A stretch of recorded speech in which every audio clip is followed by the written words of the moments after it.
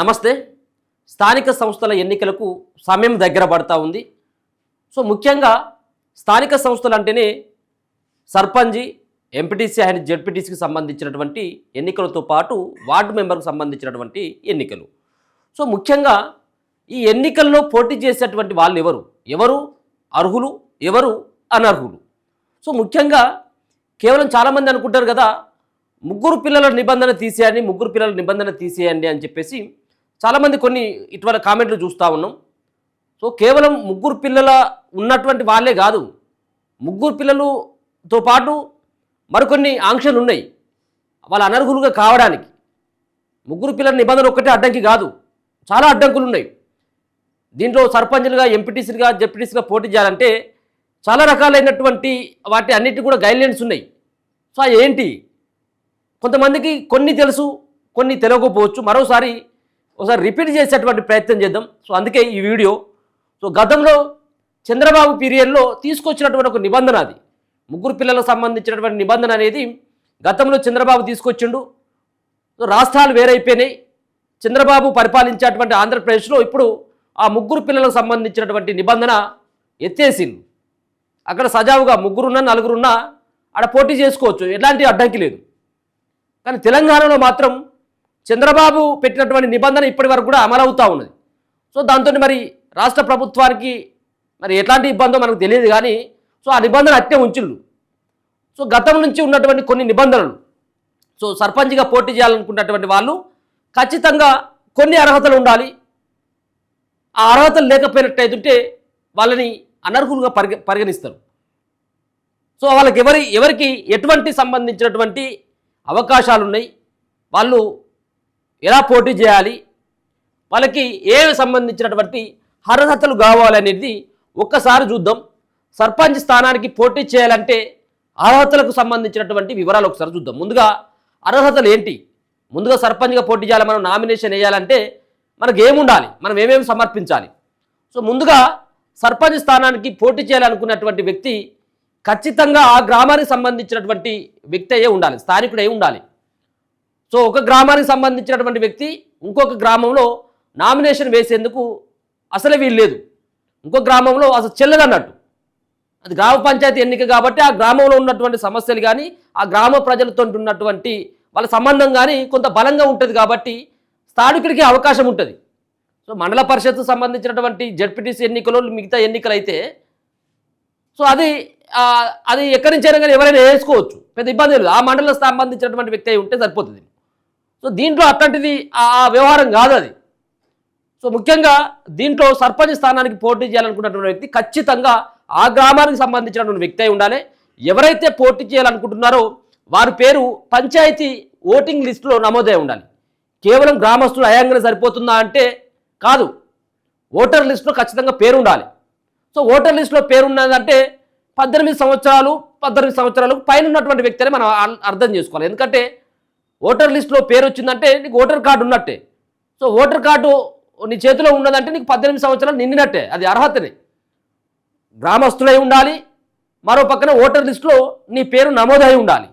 అంతేకాకుండా సర్పంచ్ స్థానానికి నామినేషన్ దాఖలు చేసే సమయానికి పోటీ చేయాలనుకున్నటువంటి వ్యక్తి వయసు 21 సంవత్సరాలు ఉండాలి. సో ఓటర్ కార్డు ఉండగానే సరిపోతుందా అంటే ఓటర్ కార్డు 18 సంవత్సరాలకు వస్తుంది, కానీ ఇక్కడ 21 సంవత్సరాలు ఖచ్చితంగా ఉండాలి. అంటే ఒక 3 సంవత్సరాల పాటు కొంత నీ ఎలక్షన్ కార్డు వచ్చిన తర్వాత నీ ఓటర్ లిస్టులో కొత్తగా పేరు చేర్చిన తర్వాత నువ్వు ఒకవేళ 18 సంవత్సరాలకు కనుక నువ్వు ఓటు నమోదు చేసుకున్నట్టయితే 21 సంవత్సరాలు. సో ఒకవేళ కనుక అదే సంవత్సరం 21 సంవత్సరంలో నువ్వు నీకు ఓటర్ లిస్టులో కొత్తగానే పేరు వచ్చినాడు కానీ నువ్వు అర్హుడివే. ఓటర్ లిస్టులో పేరుండాలి, 21 సంవత్సరాలు పూర్తిగా నిండి ఉండాలి, నువ్వు ఆ గ్రామ వాస్తవుడై ఉండాలి. అంతేకాకుండా ఎస్సీ, ఎస్టీ, బీసీ కేటగిరీ అభ్యర్థులు జనరల్ కేటగిరీ నుంచి కూడా తప్పకుండా పోటీ చేయొచ్చు. జనరల్ అనగా ఎస్సీ, ఎస్టీ, బీసీ కేటగిరీ వాళ్ళతో పాటుగా ఓసీ అని అర్థం. జనరల్ అంటే కేవలం ఓసీ వాళ్ళు మాత్రమే కాదు, జనరల్ సిటీలో ఎస్సీ, ఎస్టీ, బీసీలు కూడా పోటీ చేయడానికి రాజ్యాంగం ఇచ్చినటువంటి వరం. సరే, చాలా స్థానాలలో ఏమవుతుందంటే జనరల్ స్థానం వచ్చినప్పుడు అక్కడ అగ్రకులాలకు సంబంధించినటువంటి వాళ్ళే దాదాపుగా 90% వాళ్ళే ఎక్కువ విజయం సాధిస్తూ ఉంటారు. సో ఇదేందో మరి దరిద్రం. కానీ అక్కడ దానివల్ల ఏమైందంటే జనరల్ అనగానే ఒక రకమైనటువంటి భావన, ఇది ఓసీలకు ఇచ్చేద్దంతి అని. లేదు లేదు, జనరల్ అంటే ఎవరైనా చేయొచ్చు, ఎవరైనా పోటీ చేయొచ్చు. జనరల్ వచ్చిందంటే అలా ఎస్సీలో ఉన్నటువంటి, ఎస్టీలో ఉన్నటువంటి, బీసీలో ఉన్నటువంటి వాళ్ళంతా కూడా, మైనార్టీలో ఉన్నటువంటి వీళ్ళంతా మహిళలు కానీ పురుషులు కానీ వాళ్ళందరూ నామినేషన్ వేసుకోవచ్చు. అక్కడ ఛాన్స్ ఉంటుంది. కేవలం ఓసీలు మాత్రమే పరిమితం కాదు జనరల్ స్థానానికి, అది కూడా గుర్తుపెట్టుకోవాలి. ఇక మహిళలకు రిజర్వ్ చేసిన స్థానాలతో పాటు అదే కేటగిరీలోని జనరల్ స్థానాల్లోనూ పోటీ చేయొచ్చు. మహిళలకు రిజర్వ్ చేసినటువంటి స్థానాలతో పాటు అదే కేటగిరీలోని జనరల్ స్థానాల్లో కూడా, ఇప్పుడు ఒకవేళ కనుక బీసీ మహిళ వచ్చింది అనుకుందాం, బీసీ మహిళ వస్తున్నట్టయితే ఉంటే ఒకవేళ అదే కేటగిరీలతో పాటు జనరల్ సంబంధించినటువంటి స్థానం వచ్చింది అనుకోండి, ఇంతకుముందు చెప్పినటువంటిది జనరల్ స్థానం వచ్చింది, అక్కడ మహిళలు కూడా పోటీ చేసుకోవచ్చు, మహిళ పోటీ చేయొచ్చు అక్కడ.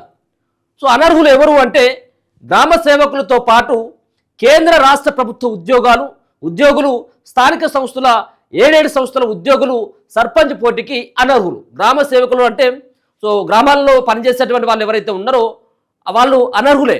గ్రామాలలో పనిచేసేటువంటి మీన్స్ గ్రామ పంచాయతీలో పనిచేసేటువంటి కొంతమంది సిబ్బంది ఉంటారు కదా, సో వాళ్ళు అనర్హులతో పాటు కేంద్ర రాష్ట్ర ప్రభుత్వ ఉద్యోగాలు చేస్తున్నటువంటి ఉద్యోగస్తులు ఎవరైతే ఉన్నారో వాళ్ళు కూడా దీనిని అనర్హులుగా వాళ్ళని ప్రకటించడంతో పాటు 7 సంస్థలకు సంబంధించినటువంటి కొన్ని సంస్థలు ఉంటాయి.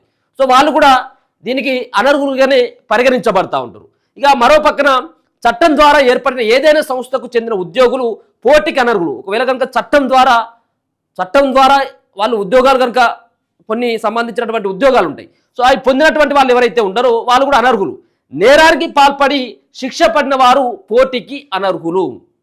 సో మనం గతంలో ఏవైనా కేసు నుండి శిక్ష పడినటువంటి వాళ్ళు ఈ సంబంధించినటువంటి పోటీకి అనర్హులు. అంటే వాళ్ళకు నేర చరిత్ర ఉంది కాబట్టి, ఒకవేళ కనుక గ్రామ పరిపాలన అంతా కనుక ఆయన చేతిలో పెట్టినట్టయితే ఉంటే కొంత మళ్ళీ అస్తవ్యస్తంగా అయిపోతుంది. ఎందుకంటే వెనుక ఉంది క్రిమినల్ బ్యాక్గ్రౌండ్ కాబట్టి ఆ మైండ్ అంతా కూడా అటువైపు ఆలోచించేటువంటి అవకాశం ఉండడం వల్ల గ్రామాలు చిన్న భిన్నమయ్యేటువంటి అవకాశం ఉంటుంది. కాబట్టి ఎవరికైతే చేసినటువంటి తప్పులకి శిక్ష పడ్డటువంటి వాళ్ళు ఎవరైతే ఉంటారో వాళ్ళు ఈ పోటీకి అనర్హులు.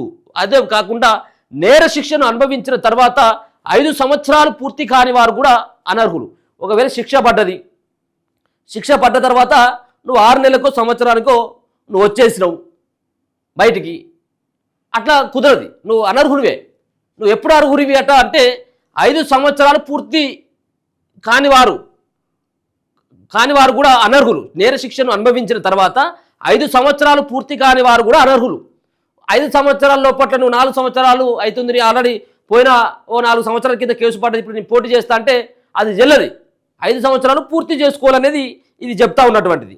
అలాగే మతి స్థితం లేనివారు, బదిరీలు, మూగవారు అనర్హులు. సో మూగవారు మాట్లాడలేరు కాబట్టి సో వాళ్ళు అనుకున్నటువంటిది, సో వాళ్ళకు నాలెడ్జ్ ఉన్నా, వాళ్ళకు పరిపాలించేటువంటి సత్తా ఉన్నా కానీ దీంట్లో వాళ్ళని అనర్హులుగా ప్రకటిస్తూ ఉన్నారు. మూగ వాళ్ళకి అవకాశం లేదు. అలాగే మతి స్థిమితం లేనటువంటి వాళ్ళకి, ఎందుకంటే ఇక మతి స్థిమితం లేదనేది ఉంటే ఇక అది వాళ్ళు ఏం రాసిందో ఏం పెట్టినో అది తెలియదు. సో అట్లా ఇబ్బంది అవుతుంది కాబట్టి వాళ్ళను కూడా అనర్హులుగా ప్రకటించడంతో పాటు పౌర హక్కుల పరిరక్షణ చట్టం 1955 పరిధిలోకి వచ్చే కేసుల్లో శిక్ష పడిన వారు అనర్హులు. అలాగే దివాలాదారుగా న్యాయ నిర్ణయం కోసం దరఖాస్తు చేసుకున్న వారు రుణ విమోచన పొందని దివాలాదారు కూడా పోటీకి అనర్హులట. అలాగే గ్రామ పంచాయతీకి వ్యక్తిగతంగా బకాయి పడిన వారు, బకాయిల చెల్లింపుకు నోటీసులు చెల్లించిన వారు కూడా పోటీకి అనర్హులు. ఒక పక్కన బకాయి చెల్లింపులకు నోటీసులు చెల్లించిన వాళ్ళటువంటి వాళ్ళు అనర్హులు. గ్రామ పంచాయతీకి వ్యక్తిగతంగా బాకీ ఉన్నటువంటి వాళ్ళు ఎవరైతే ఉన్నారో, ఒక పక్కన ఈ బాకీ కట్టాలని చెప్పేసి నోటీసులు ఇచ్చినా వాళ్ళు తిరస్కరించి ఇవ్వనటువంటి వాళ్ళు, కట్టినటువంటి వాళ్ళు ఎవరైతే ఉంటారో వాళ్ళు కూడా ఈ సర్పంచ్ పోటీకి అనర్హులుగా ప్రకటించడం జరిగింది. అలాగే మనం ఇంతకుముందు మాట్లాడుకున్నట్టుగా అందరికీ తెలిసినటువంటి విషయం, పదే మాట్లాడుతూ ఉన్నటువంటి అంశం ఏంటిదంటే 2 కంటే ఎక్కువ పిల్లలు ఉన్నవారు కూడా దీనికి అనర్హులే. సో 2 పిల్లలు ఉంటే ఓకే, 2 కంటే ఎక్కువ అంటే 3, 4 అట్లా ఉంటే వాళ్ళంతా కూడా అనర్హులే. 2 పిల్లల లోపు, 2 కంటే తక్కువ ఉన్నటువంటి వాళ్ళు మాత్రమే సర్పంచ్గా పోటీ చేయొచ్చు. 2 కంటే ఎక్కువ పిల్లలు ఉన్నటువంటి వాళ్ళు ఈ సంబంధించినటువంటి అనర్హుల జాబితాలోకి వాళ్ళు వస్తారు. అలాగే కేంద్ర రాష్ట్ర ప్రభుత్వాలలో పనిచేసే ఉద్యోగులతో పాటు స్థానిక సంస్థల కార్యాలయంలో పనిచేసే ఉద్యోగులు ఏదైనా అవినీతికి కానీ విశ్వాసఘాతుకానికి కానీ పాల్పడి ఉద్యోగం నుంచి తొలగించబడితే ఆ రోజు నుంచి 5 ఏళ్లు పూర్తయ్యేంత వరకు సర్పంచ్ పోటీకి అనర్హులు.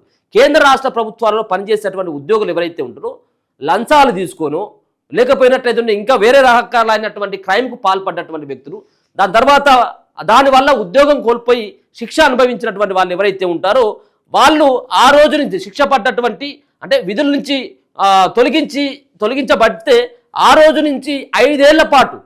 సో ఇవాళ కనుక వాళ్ళు అవినీతికి పాల్పడ్డ తర్వాత ఏసీబీకో వేరే వాళ్ళకు దొరికి లేకపోయినట్లయితే క్రైమ్ చేసి సస్పెండ్ చేసిండ్రు, ఉద్యోగాల నుంచి తీసేసిండ్రు అనుకో.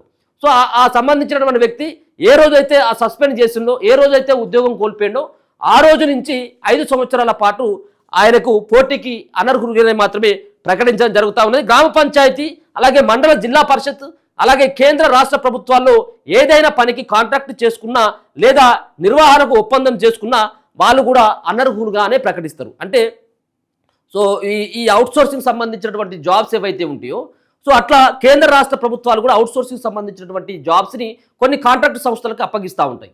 సో ఆ కాంట్రాక్ట్ తీసుకున్నటువంటి వ్యక్తి ఎవరైతే ఉంటారో సో ఆ వ్యక్తి కూడా నిర్వహణ ఒప్పందం చేసుకున్నా లేకపోతే ప్రభుత్వ కార్యాలయాలకు సంబంధించినటువంటి మండల జిల్లా పరిషత్ కార్యాలయాలు ఏవైతే ఉంటాయో ఆ ప్రభుత్వాల్లో ఏదైనా పనికి కాంట్రాక్ట్ చేసుకున్నప్పటికీ కూడా వాళ్ళని అనర్హులుగా మాత్రమే ప్రకటిస్తామనేది ఇక్కడ స్పష్టంగా కనబడతా ఉన్నది. కాబట్టి మనం ఏదైతే పోటీ చేయాలనుకుంటా ఉన్నామో పోటీ చేసేటువంటి వాళ్ళు ముఖ్యంగా ఆ సంబంధించినటువంటి గ్రామానికి చెందినటువంటి వాస్తవుడై ఉండాలి, ఆ గ్రామంకి సంబంధించినటువంటి ఆ ఓటర్ లిస్టులో నీ పేరు ఉండాలి, అలాగే 21 సంవత్సరం పూర్తిగా నిండి ఉండాలి, దాని తర్వాత ఎలాంటి శిక్షలు పడినటువంటి నేర చరిత్ర ఉండకూడదు, ఒకవేళ ఉన్నట్టయితే 5 సంవత్సరాలు పూర్తిగా ఫినిష్ కావాల్సినటువంటి అవసరం ఉంటుంది. 3 పిల్లలకు సంబంధించినటువంటి వ్యక్తులు ఎవరైతే ఉంటారో వాళ్ళు ఈ సంబంధించినటువంటి జాబితాలోకి రారు.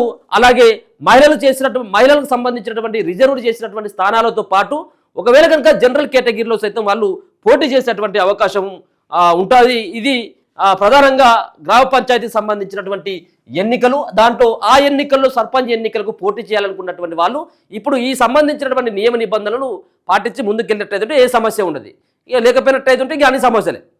సో ఇది సంబంధించినటువంటి గ్రామ పంచాయతీ సంబంధించిన సర్పంచ్ ఎన్నికల్లో అర్హులు ఎవరు అనర్హులు ఎవరు అనేది అది ఒకసారి మనం చెప్పేటువంటి ప్రయత్నం చేసినా అది ఒకసారి మీరు ఒకసారి చెక్ చేసుకుంటే బాగుంటుంది. చూస్తూనే ఉండండి మన తొలి వీరు.